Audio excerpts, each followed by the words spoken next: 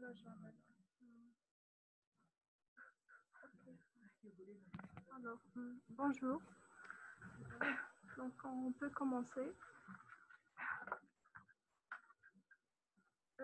On va continuer avec le mécanisme réactionnel. Donc, nous avons vu la fois passée les 4 grands chapitres. Juste vous confirmer en bas si vous vous entendez bien. Comme ça, on avance dans le cours.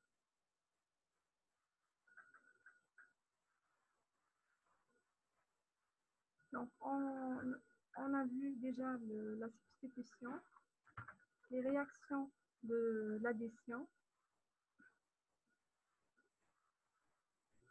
les réactions de substitution nucléophile et électrophile. On va continuer toujours avec le même chapitre, mais cette fois-ci, on va voir ensemble le mécanisme d'élimination.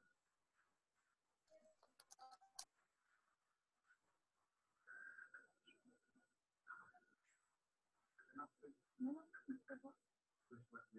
Non, non, non. Ça va. Donc, continuons avec le mécanisme d'élimination.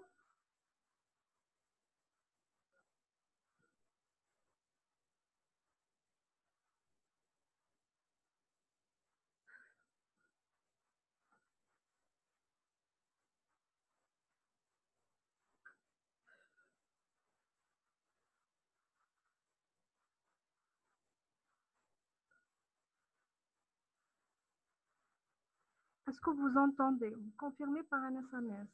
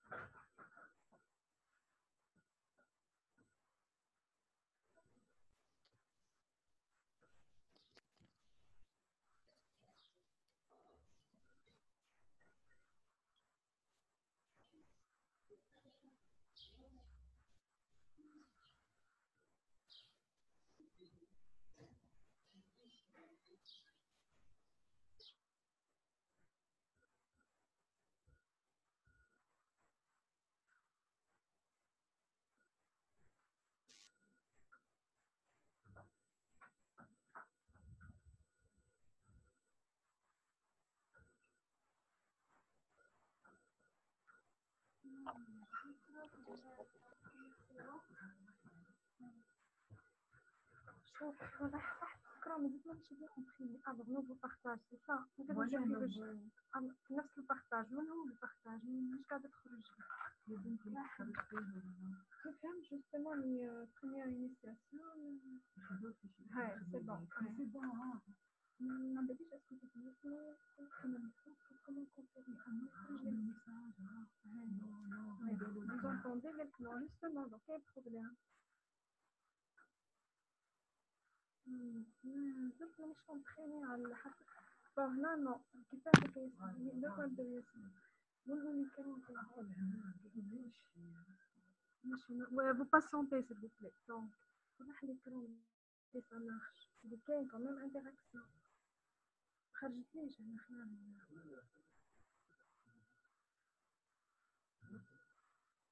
تروح تجيب ديك مشكل ما عم بدي بس على راحت لي هنا كاين مشكل كونيكسيون بدي كان قاعدين يقول لك نو دابا قال لك ويسمع واحد نو سي با دير في الكونيكسيون صافا با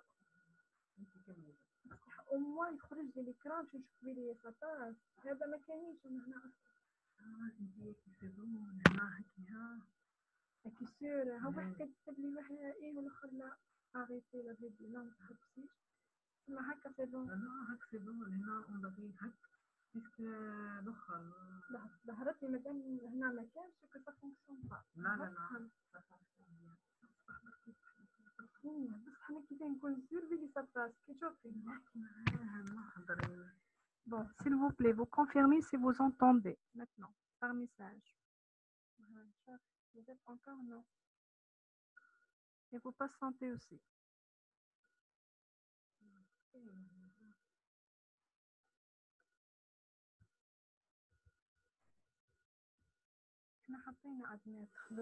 Oui, madame.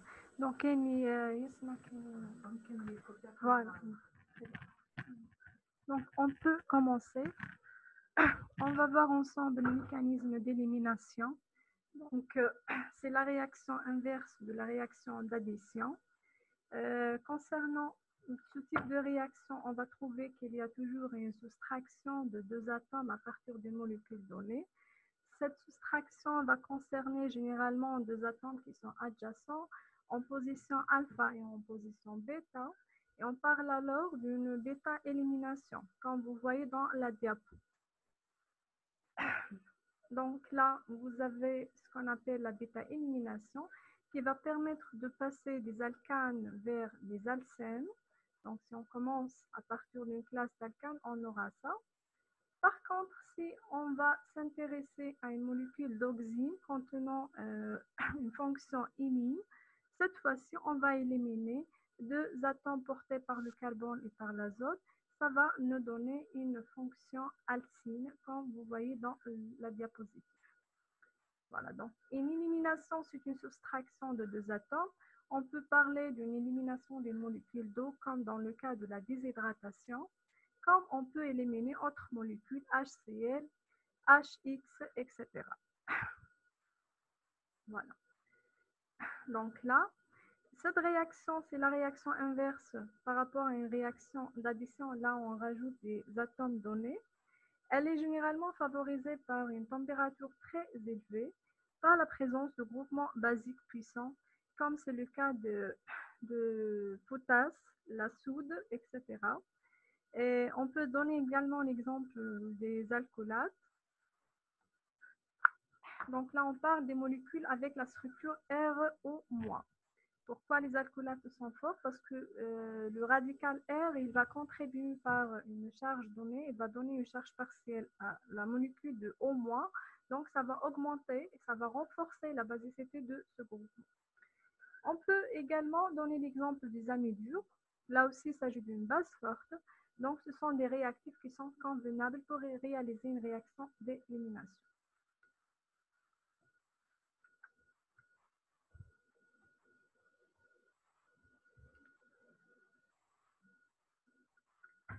Voilà, donc on passe pour voir les différentes catégories concernant la réaction d'élimination.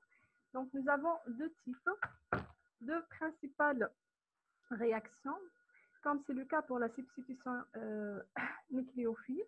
On peut parler d'une réaction d'élimination E1, comme on peut parler d'une réaction d'élimination E2. Donc là, ça dépend de la vitesse de la réaction, ça dépend du nombre des étapes, la nature du substrat, le solvant, etc. On va commencer tout d'abord par l'élimination monomoléculaire, la E1. Il s'agit d'une réaction qui se passe en deux temps, en deux étapes. On l'appelle E1, c'est par rapport à la vitesse de la réaction qui va dépendre seulement de la concentration du substrat. Donc, il va faire participer un seul réactant, d'où le nom E1. Par contre, c'est une réaction qui va se passer en deux étapes. La première étape, c'est une réaction très lente. C'est une étape qui va conditionner le déroulement de la réaction. C'est elle qui va donner la vitesse totale de la réaction. Et c'est une étape qui va donner le carbocation plan. Donc, c'est une réaction qui commence par une rupture hétérolytique de la liaison CX, comme vous voyez sur la diapositive.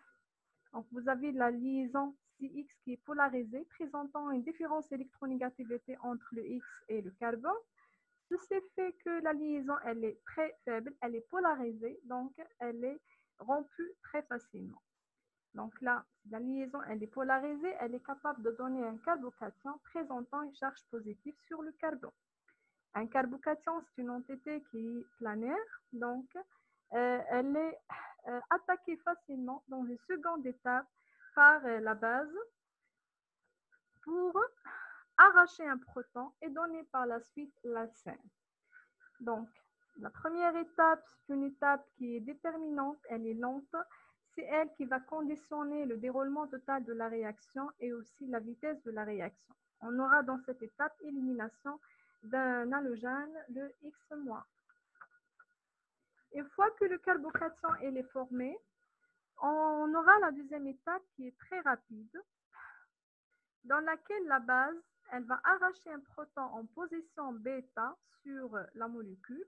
Donc là, nous avons plusieurs probabilités de l'attaque en position alpha et bêta.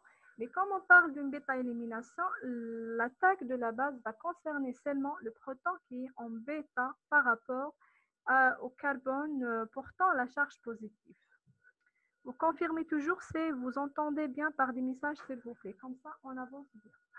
Donc, une fois que le carbocation se forme, on aura la deuxième étape dans laquelle la base elle va arracher un proton en position bêta. Donc, ça va donner un alcène avec une configuration qui est différente selon la position de l'attaque. Et on aura de ce fait des alcènes Z ou des alcènes E. C'est-à-dire que la configuration, elle est différente. Qu'est-ce que c'est une configuration? C'est une disposition différente dans l'espace des atomes portés par un alcène donné. Donc, il s'agit de la même molécule, la même formule brute, la même disposition en deux dimensions, mais ayant des dispositions différentes en trois dimensions. On parle de configuration différente. Pourquoi on a ici la Z et la E? Parce qu'en fait, la base, elle peut se rapprocher de plusieurs côtés. Nous avons un carbocation qui est planaire. Ceci fait une entité très mobile. Elle est en rotation dans l'espace en quelque sorte.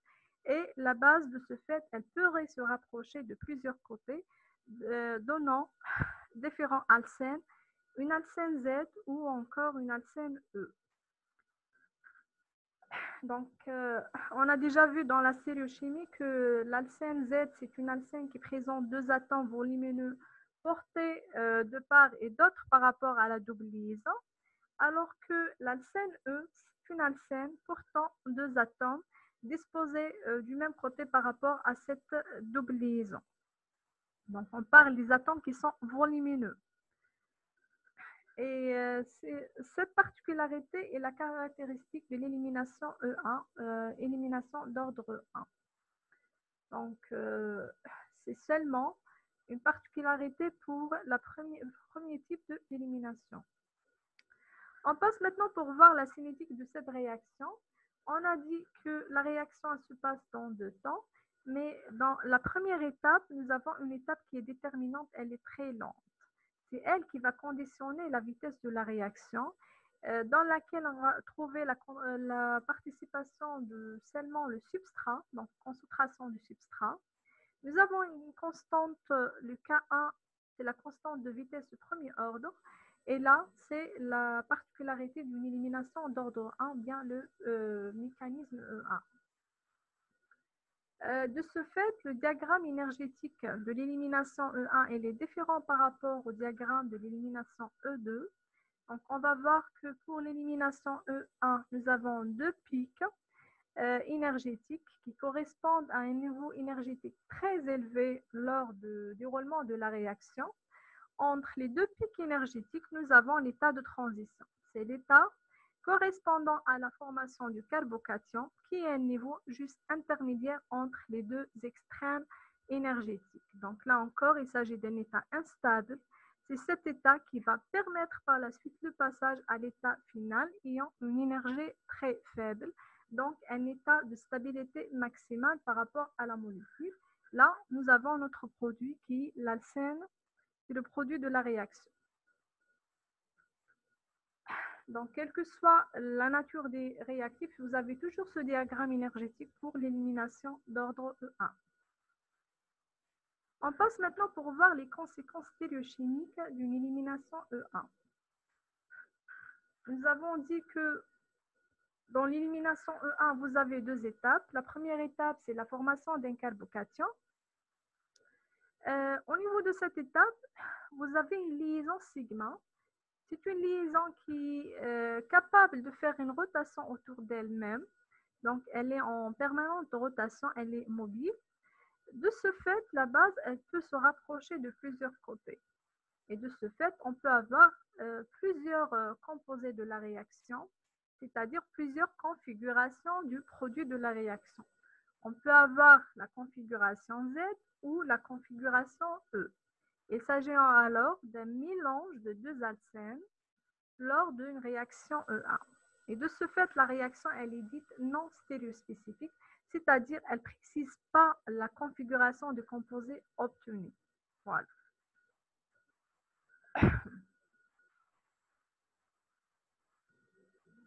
Donc, on passe maintenant pour voir un exemple concernant la stéréochimie toujours. Donc, vous avez cette molécule que j'ai proposée ici. Vous avez la 2-chloro-3-méthylpentane. Donc, nous avons déjà éliminé le chlore ici pour avoir le carbocation. Donc, vous voyez qu'il y a plusieurs possibilités de l'attaque. Ceci, c'est par rapport à la rotation ici de la liaison sigma. Qui dit rotation, dit deux positions différentes pour ce proton. On peut l'avoir ici comme on peut l'avoir ici. Donc, ceci fait que la base, elle peut se rapprocher par là, le sens 1, comme elle peut se rapprocher par là dans le sens 2. Donc, le sens 1 de l'attaque va donner l'alcène E, qui est l'alcène le plus stable, ayant cette configuration, dans laquelle on va trouver les deux groupements volumineux de part et d'autre par rapport à la double liaison, donc un état de stabilité maximale par rapport à la molécule. Le sens 2 de l'attaque, il va donner l'alcène Z, ayant deux groupements volumineux du même côté par rapport à l'alcène, et donc un état de stabilité minimum par rapport à l'alcène E. Donc là, c'est expliqué par le fait que la réaction, elle passe par deux étapes. La première étape, elle va donner le carbocation le plus stable, un carbocation planaire, en permanente rotation autour de la liaison sigma. Et ceci fait par la suite l'attaque de part et d'autre, donnant deux alcènes différents. Et on avait dit que la réaction, elle est dite non stéréospécifique par rapport à ça. Donc, au cours de la réaction de l'élimination d'ordre E1, on va trouver que la règle de Zaitsev, elle s'applique. Qu'est-ce que c'est la règle de Zaitsev? C'est le fait que l'attaque de la base elle peut se faire de part et d'autre par rapport à la charge positive portée par le carbocation. Donc là, on va parler de deux positions bêta et la position bêta prime. Cette base, elle peut arracher ce proton comme elle peut arracher ce proton. Les deux, ils sont de part et d'autre. Donc, quelle est l'orientation de la réaction dans ce cas? C'est la règle de Zaitsev qui va le déterminer. Cette règle, elle dit que la réaction, elle est régiosélective, c'est-à-dire qu'elle est orientée. Et la base, elle va se rapprocher du carbone le moins hydrogéné pour donner l'alcène le plus substitué. Donc là, je parle du sens 1. Vous voyez que ce carbone présente peu d'hydrogène. Donc, si la base, elle va arracher ce proton, à partir de ce carbone qui est moins hydrogéné, on aura la formation de l'alcène le plus substitué. Sur le plan thermodynamique, c'est-à-dire sur le plan énergétique, c'est l'alcène le plus stable parce que là, le nuage électronique elle est bien réparti autour de la double liaison. Par contre, si la base elle va arracher le proton en position bêta prime, on aura l'alcène le moins substitué, elle est instable. Donc, ma réaction, elle serait orientée vers le sens A selon cette règle de Zaitsev. Ceci dit que ce composé va se former avec un pourcentage très élevé, alors que dans le sens 2, on aura un composé qui se forme avec un pourcentage minimal. Il est minoritaire. Voilà.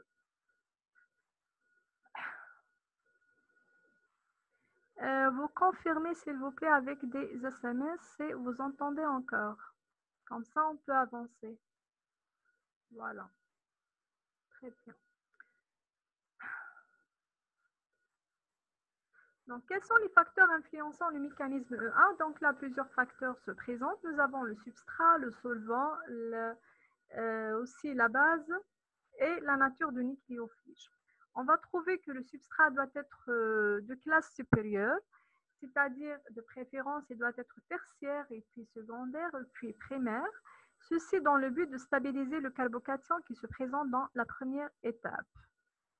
Dans la même catégorie, c'est-à-dire dans la catégorie secondaire, on va trouver plusieurs possibilités. Vous avez le secondaire linéaire, vous avez le secondaire benzylique, le secondaire qui est allélique.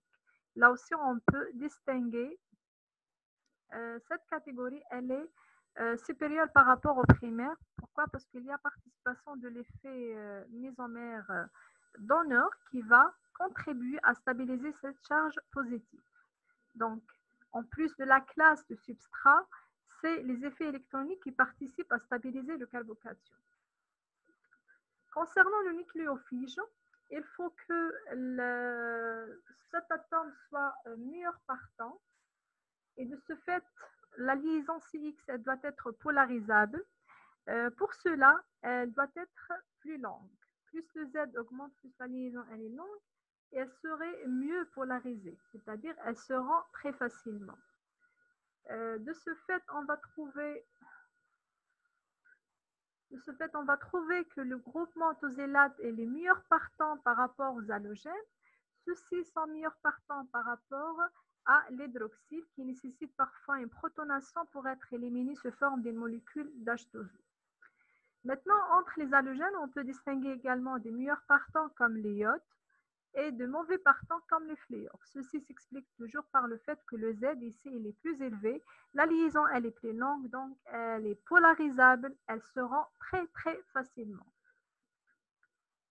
Pourquoi on dit que le tosylate elle est très fort comme nucléophile? Parce que là, vous avez une entité possédant le sulfonium, le SO2 au moins. Donc là, on parle d'une entité qui est très, je parle de ça.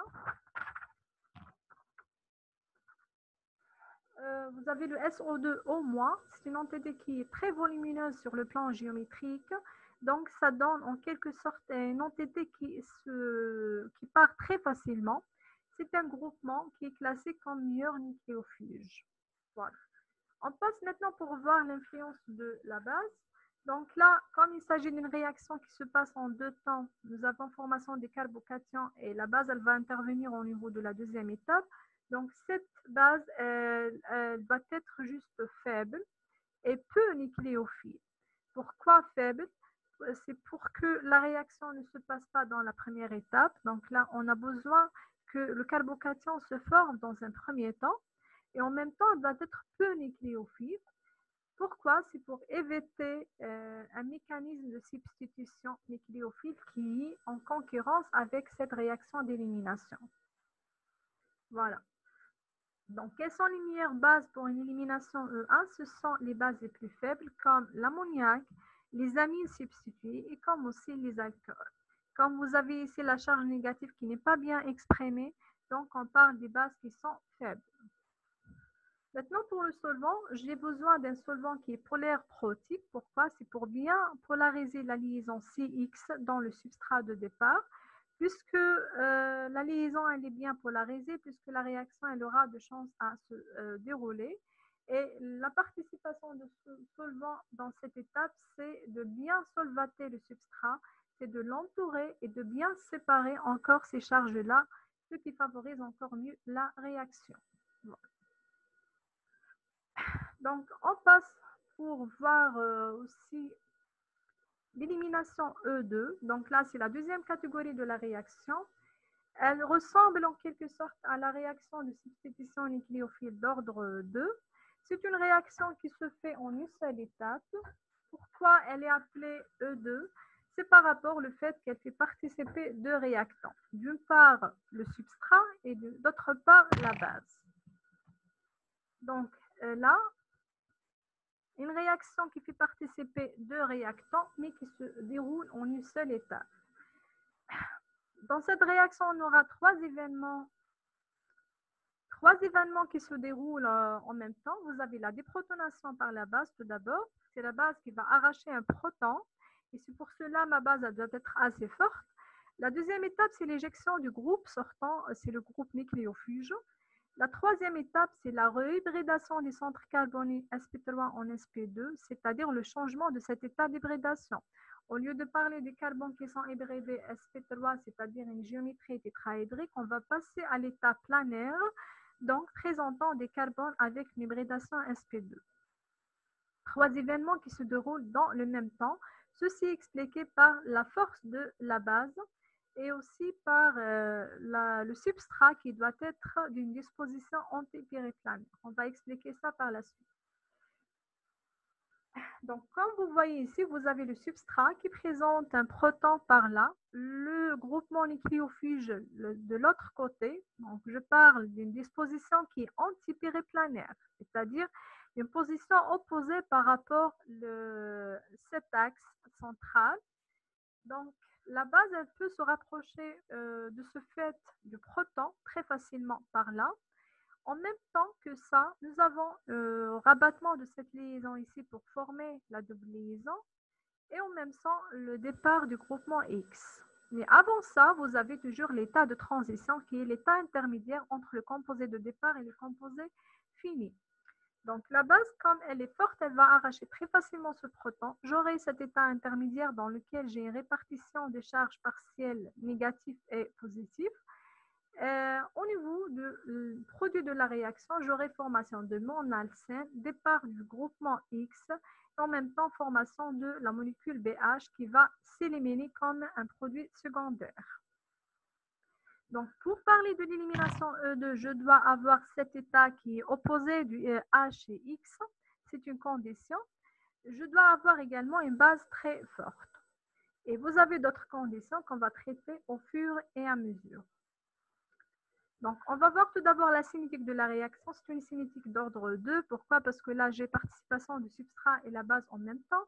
Et de ce fait, la constante de vitesse, elle est K2. Donc, c'est une constante de deuxième ordre. Le diagramme énergétique, bien sûr, il est différent par rapport à l'élimination E1. Vous avez ici un seul pic énergétique correspondant à une énergie très élevée, donc un état d'instabilité par rapport à la molécule, et ça correspond à l'état de transition. Vous avez bien sûr cette différence énergétique, le delta E, c'est l'énergie nécessaire pour la réaction. Le passage à partir de cet état de transition va donner l'alcène. C'est à la fin de la réaction. C'est un alcène qui est très stable, ayant une énergie très faible. Voilà. Quelles sont les conséquences stéréochimiques d'une élimination E2? Vous avez ici une réaction qui se fait en un seul temps, dans laquelle j'ai rabattement de cette liaison, arrachement du proton, départ de X en même temps. De ce fait, la réaction serait orientée sur le plan stéréochimique. J'ai un seul composé qui se forme, soit le Z, soit le E. Donc ça, c'est contrairement par rapport à une élimination E1. En même temps que ça, vous avez la règle... Voilà, la règle de Zaitsev qui s'applique concernant la régiosélectivité. Donc, quand je dis régiosélectivité, c'est-à-dire la position exacte de l'attaque de la base, c'est-à-dire l'orientation de la réaction sur le plan géométrique, sur le plan localisation des atomes. Donc, Au cours de l'élimination E2, c'est la règle de Zaitsev qui s'applique également, comme c'est le cas pour l'élimination E1, mais cette fois-ci, ce n'est pas ce vent. On peut avoir des exceptions par rapport à cette règle. C'est ce qu'on appelle l'exception d'Hoffmann, qui dit que pour l'alcène qui est moins substitué, plutôt qui dit que pour alors qui dit que pour le substrat qui est vraiment encombré, aussi pour le nucléophile qui est volumineux, et pour la base qui est volumineuse, on peut avoir cette exception dans laquelle on aura formation de l'alcène le moins substitué. C'est-à-dire que la règle de Zaitsev s'applique dans la majorité des cas, dans les cas les plus simples, là où le substrat est peu encombré, les nucléophiles et la base également sont vraiment petits. Mais lorsque on aura des composants, c'est-à-dire des réactants qui sont très volumineux, très gênants pour la réaction, là on peut avoir des exceptions d'Hoffmann et on aura formation de l'alcène le moins substitué.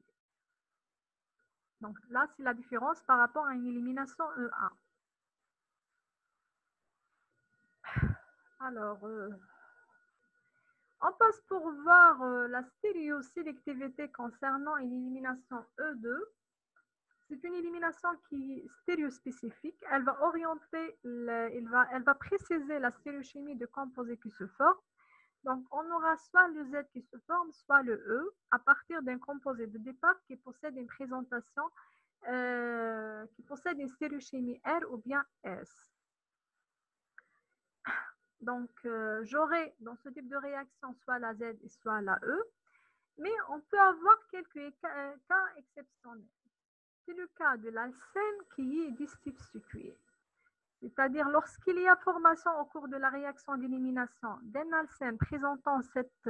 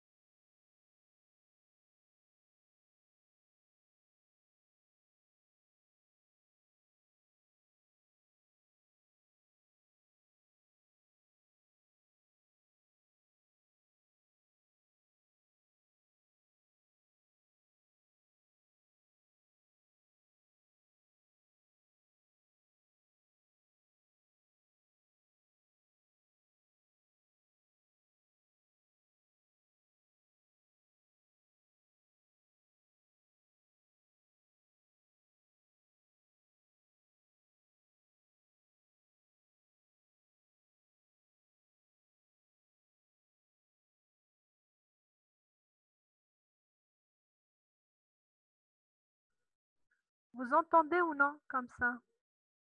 Donc, on va continuer. Concernant l'élimination E2, on avait dit qu'il y a des exceptions par rapport à la stéréospécificité. On peut avoir également formation de la Z et la E.